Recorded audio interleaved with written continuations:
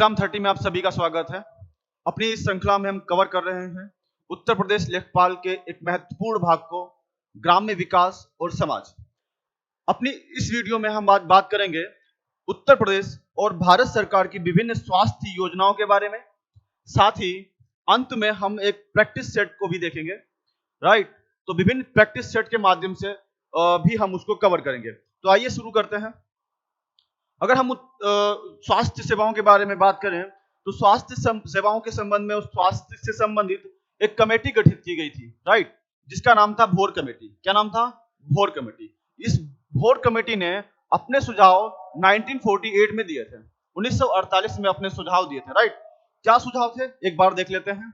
इन्होंने कहा था कि सभी को संपूर्ण मुफ्त सेवाएं प्रदान की जानी चाहिए, राइट। दूसरा है स्वास्थ्य सेवाएं धीरे धीरे विभिन्न चरणों में विकसित की जाए। क्लियर है? अगला इन्होंने सुझाव दिया कि 40,000 लोगों पर, कितने? 40,000 लोगों पर एक प्राथमिक स्वास्थ्य सेवा केंद्र की स्थापना की जाए। कितने? एक प्राथमिक स्वास्थ्य केंद्र की स्थापना की जाए और 10,000 लोगों पर एक 75 बिस्तर वाला अस्पताल की व्यवस्था की जाए। कितने? 75। क्लियर है? आगे देखते हैं। आगे इन्होंने कहा कि 30 प्राथमिक स्वास्थ्य केंद्रों पर 50 बिस्तरों वाला एक अस्पताल बनाया जाए। क्लियर है? प्रत्येक जिले जिसकी आबादी 10 से 30 लाख है में 2400 बिस्तर वाला एक अस्पताल होना चाहिए। आगे इन्होंने कहा कि उस पर एक मेडिकल कॉलेज की भी व्यवस्था की जानी चाहिए। बजट का 15% सार्वजनिक स्वास्थ्य कार्यक्रमों पर खर्च किया जाना चाहिए। तो कितना परसेंट दिया था? 15% का सुझाव दिया। कितने परसेंट का? 15% का सुझाव दिया है भोर कमेटी ने। कितने? भोर कमेटी ने। आगे बढ़ते हैं। आगे हम एक रिपोर्ट देखते हैं, national health profile report 2019, right. National health profile report 2019, ये इसका 14वां संस्करण था और केंद्रीय स्वास्थ्य आसूचना ब्यूरो द्वारा इसे जारी किया जाता है 2005 से। कब से? 2005 से। इसमें विभिन्न संकेतक जो इस्तेमाल किए जाते हैं वो है जनसांख्यिकी, सामाजिक आर्थिक, स्वास्थ्य वित्त, मानव संसाधन और स्वास्थ्य अवसंरचना। तो इन विभिन्न पैरामीटर्स पर यह रिपोर्ट तैयार की जाती है, राइट। इस रिपोर्ट के बारे में कुछ चीजें और देख लेते हैं जो इंपॉर्टेंट फैक्ट हो सकते हैं। इस रिपोर्ट में कहा गया कि 2012-16 में जो जीवन प्रत्याशा थी वो 68.7 थी। कितनी थी? 68.7 थी, जो कि 1970-75 में 49.7 है। कितनी? 49.7 थी, वो बढ़कर 2012-16 में 68.7 हो गई। कितनी? 68.7 हो गई। 2012-16 में महिलाओं में जीवन प्रत्याशा कितनी थी? 70.2 वर्ष। कितने? 70.2 वर्ष। और पुरुषों में जीवन प्रत्याशा थी 67.4 वर्ष। तो जीवन प्रत्याशा किसकी ज्यादा है? महिलाओं की, राइट। पुरुषों की क्या है? कम है। क्लियर है? आगे बात करें तो 2016 में शिशु मृत्यु दर 33 थी। कितनी? 33। 1000 लोगों पर। कितने पर? 1000 लोगों पर 33 थी शिशु मृत्यु दर। कब? 2016 में, जो कि ग्रामीण क्षेत्र में 37 थी और शहरी क्षेत्र में 23। क्लियर है? आगे देखते हैं, कुछ और इंपॉर्टेंट फैक्ट हैं इसके बारे में। इन्होंने कहा, इस रिपोर्ट में बताया गया कि जन्म दर 20.2 है और मृत्यु दर 6.3 है। क्लियर है? प्राकृतिक विकास दर 13.9। 14 वर्ष से कम आयु की जनसंख्या 27% है। कुल जनसंख्या में जो 14 वर्ष से कम आयु के लोग हैं, बच्चे हैं, उनका परसेंट कितना है? 27% है। और 15 से 59 वर्ष आयु के जो हैं वो उनका परसेंट है 64.7%। कितना? 64.7%। 60 वर्ष से ऊपर की आयु के लोग हैं 8.5 वर्ष। यहां से भी आपका एक बार क्वेश्चन पूछा जा चुका है। क्लियर है? अगर हम बात करें प्रजनन दर की तो प्रजनन दर है 2.3। कितना?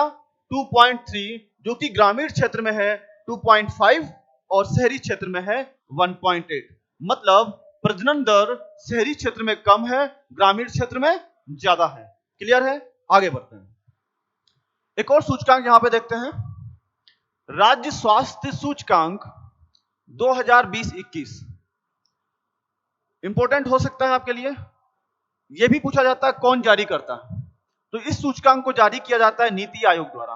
किसके द्वारा? नीति आयोग द्वारा। और 2017 से इसे प्रारंभ किया गया है। कब से? 2017 से। 2020-21 की अगर शीर्षक की बात करें तो उसका शीर्षक है स्वास्थ्य राज्य प्रगतिशील भारत। स्वस्थ राज्य प्रगतिशील भारत। इस सूचकांक में टोटल 24 संकेतकों का इस्तेमाल किया जाता है। कितने? 24 संकेतकों का इस्तेमाल किया जाता है।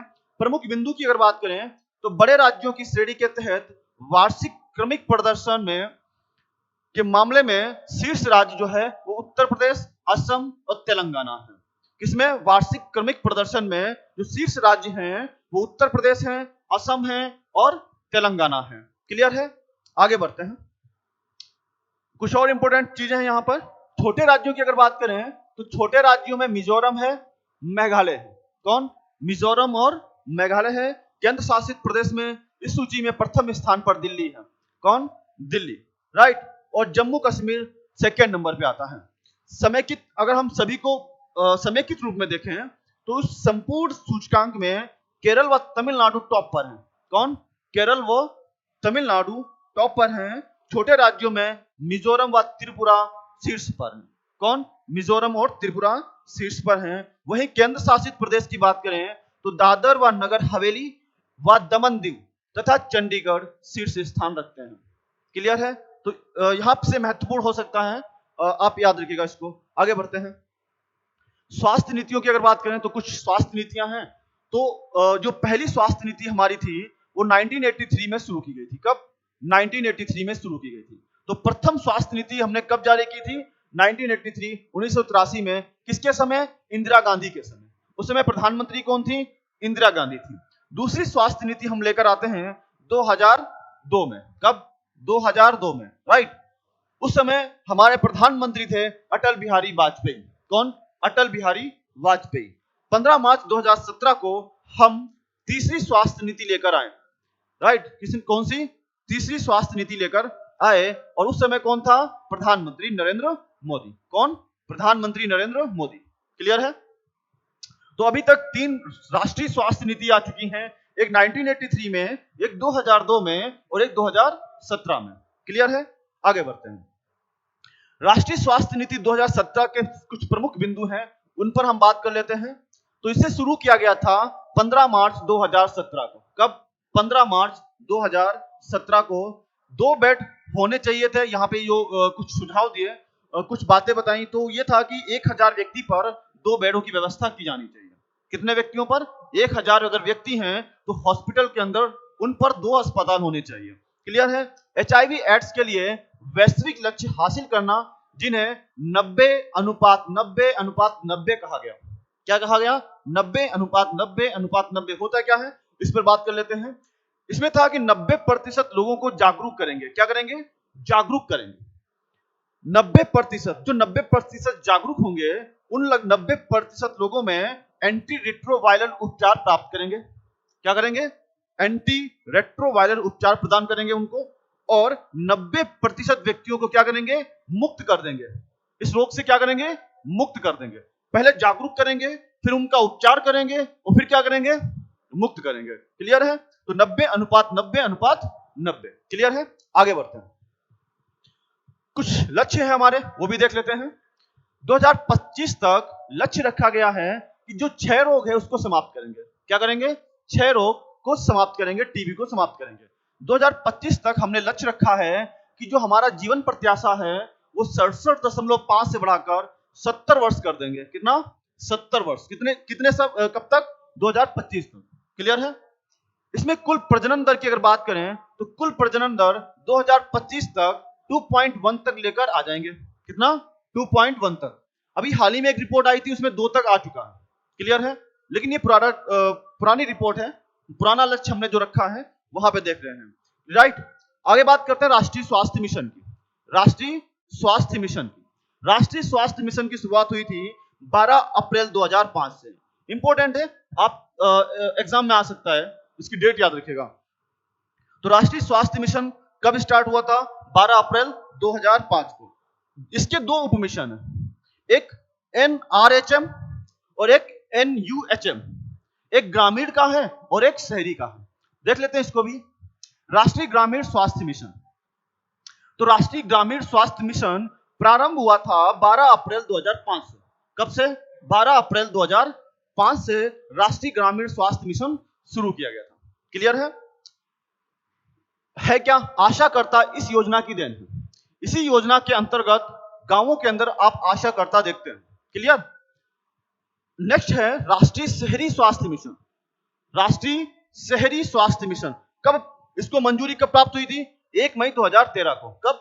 1 मई 2013 को शुरू हुई थी राष्ट्रीय शहरी स्वास्थ्य मिशन। और राष्ट्रीय ग्रामीण स्वास्थ्य मिशन कब शुरू हुआ था? 2005 को। क्लियर है? इसमें है क्या कि 50 से 60 हजार जनसंख्या पर एक शहरी स्वास्थ्य केंद्र की स्थापना की जाएगी। कितनी जनसंख्या होगी? 50 से 60 हजार, राइट। 200 से 500 परिवारों के लिए एक आशा कार्यकर्ता की नियुक्ति की जाएगी। क्लियर है? आगे बढ़ते हैं। इसके तहत दो मिशन है। एक है मिशन इंद्रधनुष। कौन सा? वेरी वेरी इंपॉर्टेंट है, आप याद रखिएगा इसको। मिशन इंद्रधनुष कब स्टार्ट हुआ था? दिसंबर 2014 को। मिशन इंद्रधनुष कब आया था? दिसंबर 2014 को आया था। डेट इंपॉर्टेंट है, मिशन भी इंपॉर्टेंट है। कितनी बीमारियां थी? 7 बीमारी थी। कितनी? ये टोटल कितनी बीमारियों को कवर करता है? टोटल 7 बीमारियों को कवर करता है। ये भी इंपॉर्टेंट है। ये भी पूछ सकता है कि निम्नलिखित में से कौन सी बीमारी शामिल नहीं है? 3 इनमें से दे देगा और एक कोई और दे देगा। तो आपको ये भी याद रखना है। पहला देख लेते हैं कौन शामिल है। Tetanus, tetanus, right. अगला कौन है? पोलियो, टीबी, राइट, खसरा, डिप्थीरिया, कुकर खांसी और हेपेटाइटिस बी। तो 7 बीमारियों को शामिल किया गया है मिशन इंद्रधनुष में, जो कि स्टार्ट हुई थी 2014 में। कब? 2014 में। एक और इस मिशन के अंतर्गत योजना है कायाकल्प। कौन सी योजना? कायाकल्प। इसकी शुरुआत हुई थी 2016 में। कब? 2016 में। मिशन इंद्रधनुष शुरू हुआ था 2014 में। ये कब शुरू किया गया? 2016 में, राइट। उद्देश्य क्या है इसका? उद्देश्य ग्रामीण क्षेत्रों में स्वास्थ्य सेवाओं का वितरण करना। क्या करना? स्वास्थ्य सेवाओं का वितरण करना। कहां पर? ग्रामीण क्षेत्रों में। स्टार्टिंग कब हुई थी? 2016 में। नाम क्या है? कायाकल्प। क्लियर? क्लियर है? आगे बढ़ते हैं। सामुदायिक स्वास्थ्य केंद्र के बारे में बात कर ले तो सामुदायिक स्वास्थ्य केंद्र जो है वो कस्बों तथा ब्लॉक स्तर पर स्थापित किए जाते हैं। किस स्तर पर? कस्बों अथवा ब्लॉक स्तर पर सामुदायिक स्वास्थ्य केंद्र स्थापित किए जाते हैं। 30 ये इसमें टोटल बिस्तर कितने होने चाहिए? 30 बिस्तर होने चाहिए। तो एक सामुदायिक स्वास्थ्य केंद्र में 30 बिस्तर होने चाहिए। अगला है प्राथमिक स्वास्थ्य केंद्र, PHC। क्या होता है? यह है कि 20 से 30 गांव पर, राइट, जिसकी आबादी 20 से 30 हजार की आबादी होनी चाहिए, राइट, उस पर एक प्राथमिक स्वास्थ्य केंद्र की स्थापना की जानी है। कितनी? 20 से 30 गांव के ऊपर या 20 से 30 हजार की आबादी पर। क्लियर है? अगला है उप स्वास्थ्य केंद्र। छोटा हो जाएगा और, राइट, तो 5 से 6 हजार की आबादी पर, एक्चुअली लगभग गांव के स्तर पर, तो 5 से 6 हजार की आबादी पर एक उप स्वास्थ्य केंद्र की स्थापना की जाती है। तो इनको याद रखेगा, यहां से भी हो सकता है सवाल बना दें। ठीक है? आगे बढ़ते हैं। अगला है प्रधानमंत्री आयुष्मान भारत योजना। प्रधानमंत्री आयुष्मान भारत योजना, PMJ। शुरुआत कब हुई थी? इंपॉर्टेंट है, वेरी वेरी इंपॉर्टेंट है। डेट भी इंपॉर्टेंट है, पूछा जा सकता है। 23 दिसंबर 2018 को। स्टार्टिंग कब हुई थी? 23 दिसंबर 2018 को। किसके द्वारा? प्रधानमंत्री नरेंद्र मोदी द्वारा। कहां से? रांची से। कहां से? रांची से, झारखंड से, राइट। रांची कहां है? छोटा नागपुर पठार पर। छोटा नागपुर पठार से एक नदी निकलती, क्या नाम है? गोदावरी, सॉरी, क्या नाम है? दामोदर। कौन सी है? दामोदर। तो छोटा नागपुर पठार से दामोदर नदी निकलती, जैविक मरुस्थल कहते हैं इसको।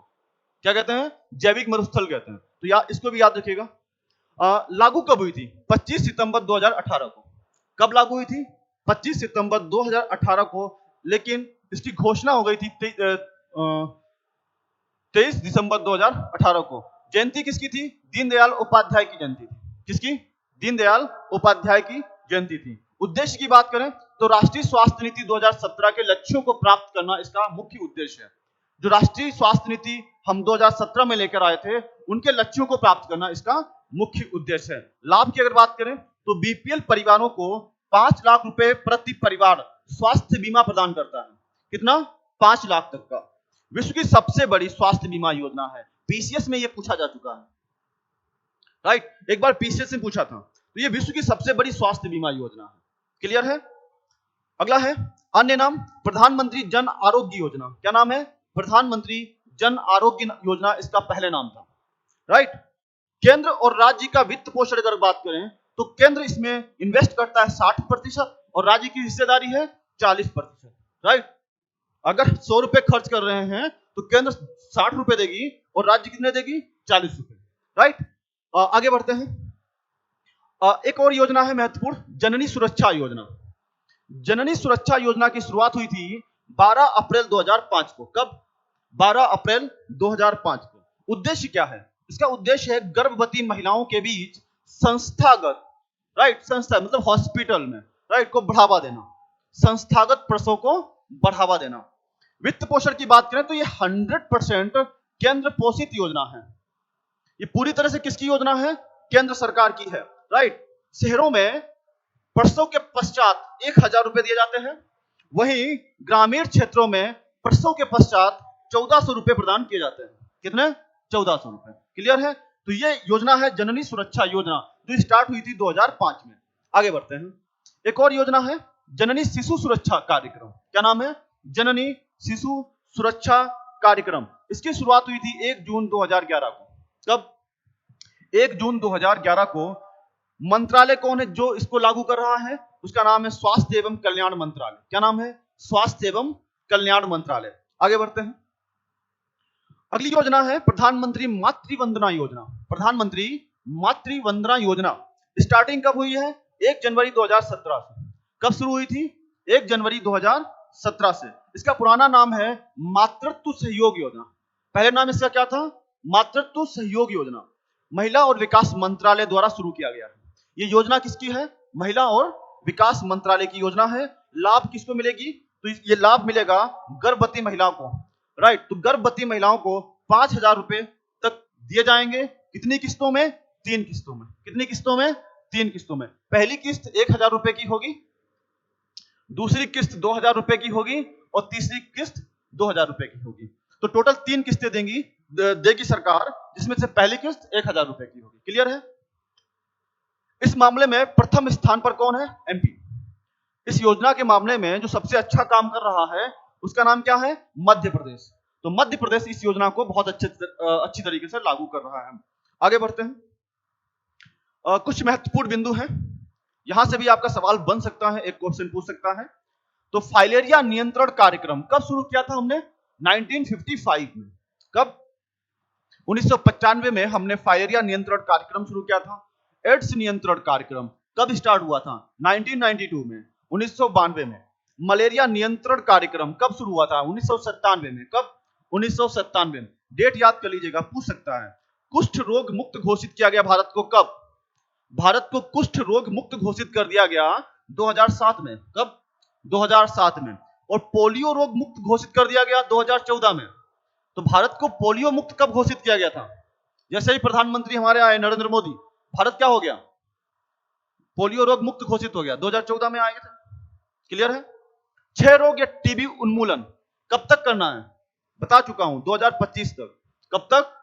2025 तक हमको टीबी उन्मूलन कर देना है, राइट? आगे बढ़ते हैं। एक और योजना है मिड डे मील कार्यक्रम। वेरी वेरी इंपॉर्टेंट है, कई बार पूछा जा चुका है, पूछा जाता रहा है और आई थिंक आने वाले एग्जाम में पूछ सकता है। तो इसकी शुरुआत हुई थी 15 अगस्त 1995 को। कब? 15 अगस्त 1995 को, राइट? वित्त कौन उपलब्ध कराता है? केंद्र। इसको जो 100% वित्त पोषित है वो केंद्र द्वारा है। किसके द्वारा है? केंद्र सरकार की योजना है। लेकिन संचालन कौन करेगा? इसका संचालन करता है राज्य। मैनेजमेंट किसके हाथ में है? राज्य की सरकार में है। योजना किसकी? केंद्र की है, राइट? उद्देश्य क्या है? 8 से 12 ग्राम प्रोटीन 8 से 12 ग्राम प्रोटीन युक्त पूरक आहार प्रतिदिवस उपलब्ध कराना। प्रतिदिन 8 से 12 ग्राम क्या करना है? प्रोटीन उपलब्ध कराना है। राइट। विद्यालय स्तर पर बच्चों के न्यून भार की प्रतिशतता का आकलन अर्धवार्षिक आवृत्ति पर किया जाता है। ये वेरी वेरी इंपॉर्टेंट है, राइट। तो न्यून भार की कब देखा जाता है? अर्धवार्षिकी पर देखा जाता है, 6 महीने में। 6 महीने में ये देखा जाता है कि उनका भार उनके अनुपात में है अथवा नहीं है। क्लियर है? आगे बढ़ते हैं। उत्तर प्रदेश से संबंधित प्रमुख बिंदु हैं, और अगर इसमें बात करें तो उत्तर प्रदेश में ऊषा योजना, कौन सी योजना? ऊषा योजना। ये आशा जो आपके गांवों में होती हैं, उसी आधार पर शहरों में ऊषा होती हैं। क्या होती हैं? ऊषा होती हैं। और इसकी शुरुआत हुई थी 2009 में। कब? 2009 में। जननी सुरक्षा योजना यूपी में शुरू हुई थी 2005 में। कब? 2005 में उत्तर प्रदेश में जननी सुरक्षा योजना प्रारंभ की गई थी। क्लियर है? सेहत योजना, सेहत योजना इसकी स्टार्टिंग हुई थी 2015 में। कब? 2015 में। लक्ष्य क्या है इस योजना का? इस योजना का लक्ष्य है मातृ एवं शिशु मृत्यु दर को कम करना। राइट? क्लियर है? आगे बढ़ते हैं। एक और इंपॉर्टेंट योजना है राष्ट्रीय स्वास्थ्य बीमा योजना। राष्ट्रीय स्वास्थ्य बीमा योजना की शुरुआत 2008 में हुई थी। कब हुई थी? 2008 में राष्ट्रीय स्वास्थ्य बीमा योजना का प्रारंभ किया गया था।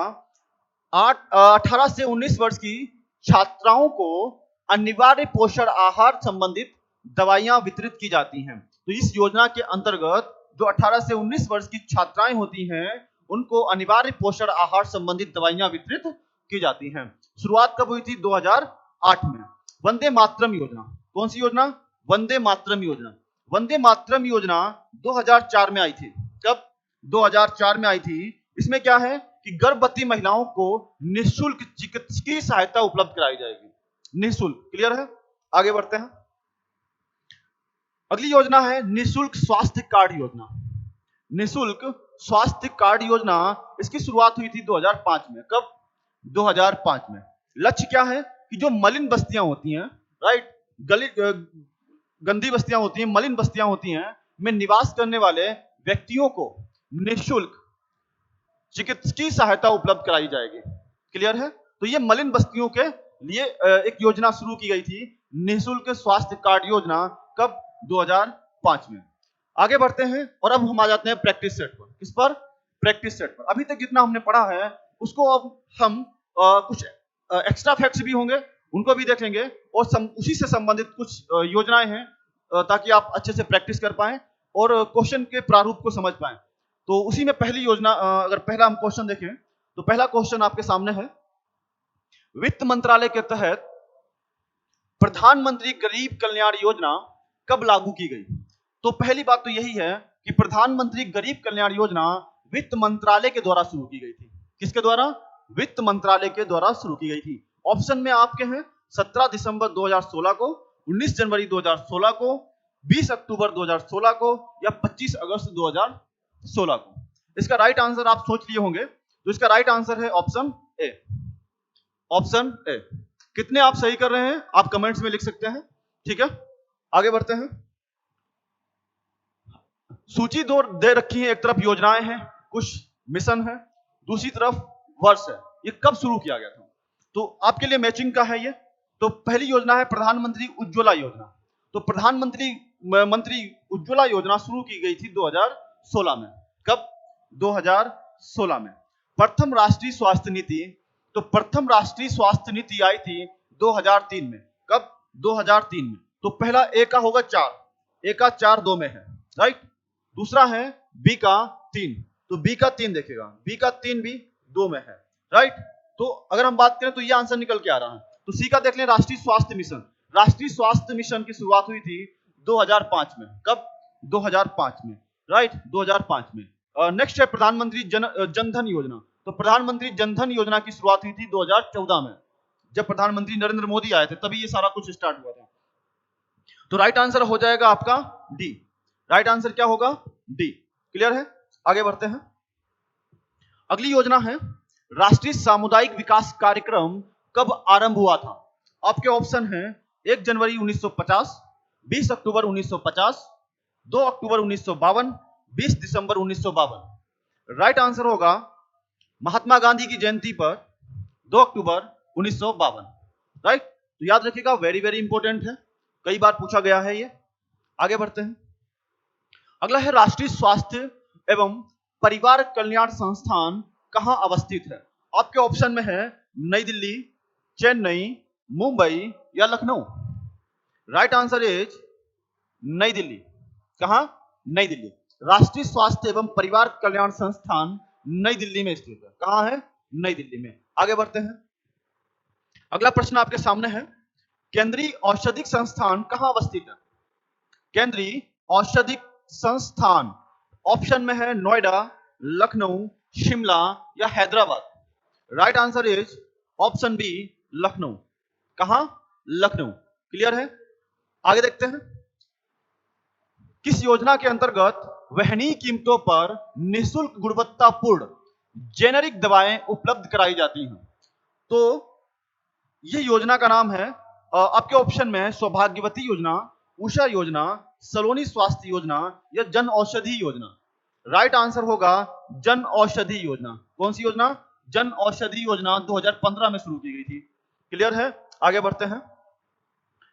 अगली योजना है आपका, क्वेश्चन दिया है प्रोजेक्ट सनराइज। कौन सा प्रोजेक्ट है? प्रोजेक्ट सनराइज का संबंध किस बीमारी से है? ऑप्शन में है क्षय रोग, डायरिया, एड्स या मंकी पॉक्स। अभी हाल ही में आप न्यूज में सुन रहे होंगे मंकी पॉक्स को। किसको? मंकी पॉक्स को। तो मंकी पॉक्स चेचक का ही एक रूप है। किसका? चेचक वंश की ही एक बीमारी है और इसके लिए अभी हाल ही में क्वारंटाइन घोषित कर दिया गया है बेल्जियम ने। इसने बेल्जियम ने लॉकडाउन घोषित कर दिया। तो ये ऐसा करने वाला पहला राज्य बन गया। कौन है? बेल्जियम है। याद रखिएगा, आपसे करंट में पूछ सकता है। तो इसका राइट आंसर क्या होगा? AIDS. Option C. Right answer क्या है? एड्स। तो एड्स के लिए शुरू किया था प्रोजेक्ट सनराइज। आगे बढ़ते हैं। अगली योजना है मिशन संपर्क योजना का संबंध किससे है? तो मिशन संपर्क योजना किससे संबंधित है? ऑप्शन में है क्षय रोग, एंटी रेट्रोवायरल वायरस थेरेपी या एड्स से या मेनिंजाइटिस से। Right answer is option B. किससे संबंध है? एंटी रेट्रोवायरस थेरेपी से। क्लियर है? आगे बढ़ते हैं। राष्ट्रीय स्वास्थ्य नीति 2017 के तहत टीबी उन्मूलन, 2 बार बताया था आपको लेक्चर में, 2 बार बताया था टीबी उन्मूलन का लक्ष्य कब तक रखा गया है? ऑप्शन में है 2023 तक, 2025 तक, 2070 तक या 2030 तक। राइट आंसर होगा आपका ऑप्शन बी 2025 तक। तो टीबी उन्मूलन कब तक करना है हमको? 2025 तक। किस स्वास्थ्य नीति के अंतर्गत? 2017 की। आगे बढ़ते हैं। राज्य स्वास्थ्य सूचकांक 2020 में कौन सा राज्य शीर्ष पर है? केरल ही रहता है। ऑप्शन देख लीजिए, महाराष्ट्र, गोवा, केरल या मिजोरम। Right answer Kerala. स्वास्थ्य के मामले में टॉप पर कौन रहेगा? केरल। क्लियर है? आगे बढ़ते हैं। भारतीय लोक स्वास्थ्य मानकों के अनुसार जिला अस्पतालों में, कहां पर?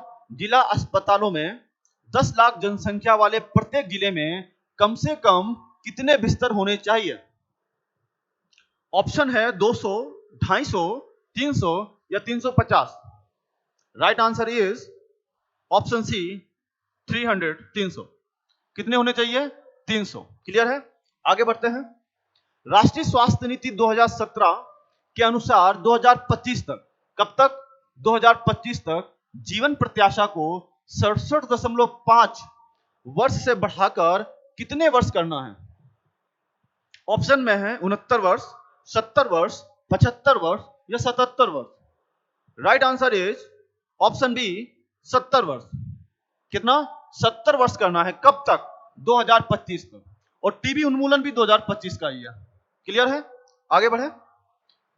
अगला है राष्ट्रीय स्वास्थ्य नीति 2017 के अनुसार टीबी रोग के उन्मूलन का लक्ष्य कब तक रखा गया है?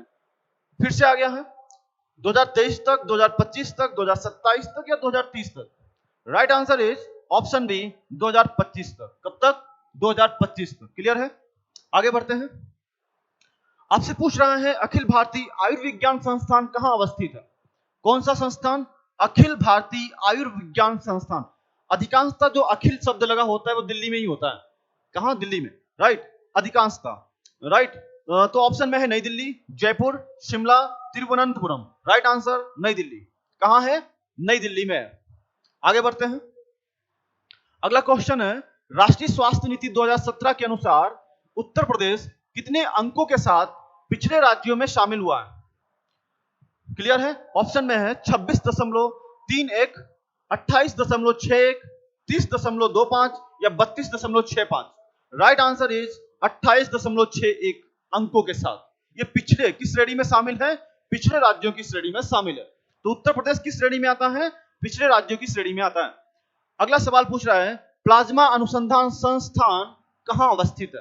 तो प्लाज्मा अनुसंधान संस्थान कहां अवस्थित है? ऑप्शन में है गांधीनगर, जयपुर, कोच्चि, नई दिल्ली।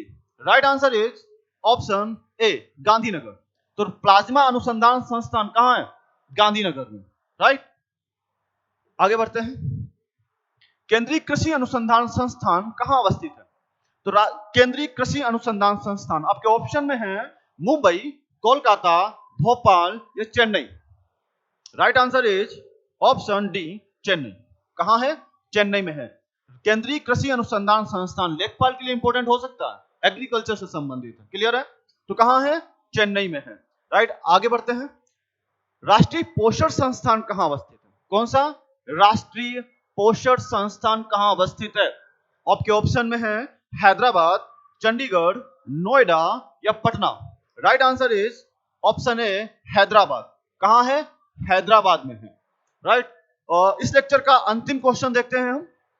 पूछ रहा है उत्तर प्रदेश में सेहत योजना कब प्रारंभ की गई? ऑप्शन में है 2012 में, 2014 में, 2015 में या 2016 में। इसका राइट आंसर होगा ऑप्शन सी, 2015 में। पीछे हम बात कर चुके हैं सेहत योजना कब प्रारंभ की गई थी? 2015 में। राइट, तो इस लेक्चर का ये अंतिम क्वेश्चन था। इस लेक्चर में इतना ही है। अगले वीडियो में हम फिर मिलेंगे कुछ यूपी लेखपाल के महत्वपूर्ण विषयों को लेकर। अब तक के लिए इतना ही है। देखने के लिए धन्यवाद। मिलते हैं अगले वीडियो में। Thank you so much.